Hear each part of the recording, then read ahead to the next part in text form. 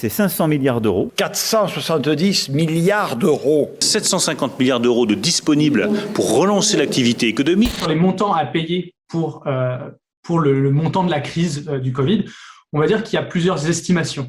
La dernière estimation qui a été faite, elle vient de Bercy et c'est autour de 424 milliards d'euros de dette publique. Dans ces 424 milliards, il faut voir tout ce qui est compris dedans. Donc, il y a tout ce qui est des dépenses de l'État, donc c'était toutes les mesures exceptionnelles de soutien aux foyers, de soutien aux entreprises aussi. Donc, il y a toutes ces mesures-là. Et puis, en plus, il y a toutes les pertes fiscales qui ont eu lieu pendant cette période-là. Et ça, forcément, au même moment, on doit sortir de l'argent et il y en a moins qui rentrent. Donc, ça veut dire qu'il y a forcément de la dette quelque part.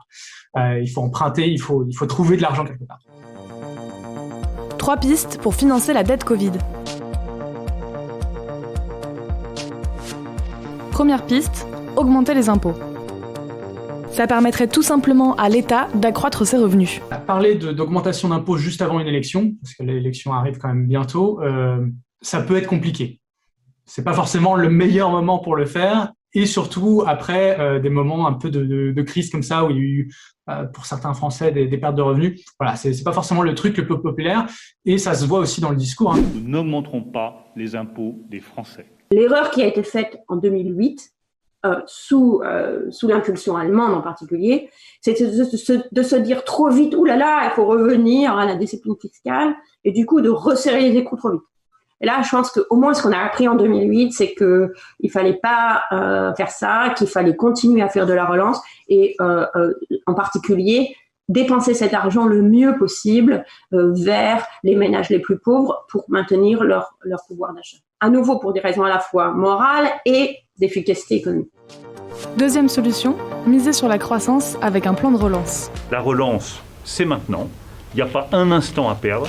Et c'est parce que nous relançons aujourd'hui l'activité économique que nous pouvons avoir en 2021 un redressement économique du pays et que nous pourrons, c'est mon objectif et ça reste mon objectif, retrouver d'ici la fin de l'année 2022 le même niveau d'activité économique que celui que nous avions avant la crise. L'idée, c'est justement d'essayer de construire là-dessus et d'avoir des fortes croissances, parce que 4%, 5-4%, c'est pas des chiffres habituels pour la France, c'est vraiment du rebond. Et donc, c'est de se dire, si l'activité économique augmente assez, ça veut dire que on va avoir assez de revenus fiscaux, en fait, avec les impôts déjà existants, pour compenser un peu, pour commencer à rembourser un peu cette dette. Une troisième possibilité, annuler une partie de la dette. Certains économistes défendent l'idée d'une annulation de la dette détenue par la Banque Centrale Européenne. Mais cette idée ne fait pas l'unanimité. Il y a un camp qui dit, en fait, avec le Covid, on a perdu du PIB. On va faire 10% de PIB en moins. Donc là, le colosse qui porte la dette, là, qui est l'État, il est plus petit. Donc forcément, la dette pèse plus lourd. Mais en plus de ça, on a été obligé de s'endetter pour financer des tas de trucs. Donc le poids de la dette augmente, parce que la dette augmente alors que l'État, lui, il est un peu plus rabougri. Bon, alors comment on sort de cette situation-là? Une idée, c'est on prend la dette qui est détenue par la Banque centrale, on l'annule. Et là, tout de suite, le poids de la dette, il devient plus petit et c'est plus facile pour l'État de continuer. Cette question-là, elle est intéressante. Elle pose des questions légales, elle pose des questions de coopération entre les États, parce que ça voudrait dire qu'il faut que que les États européens se mettent un peu d'accord sur comment faire. Christine Lagarde, donc la présidente de la BCE, a indiqué que elle n'était pas en faveur de cette mesure-là.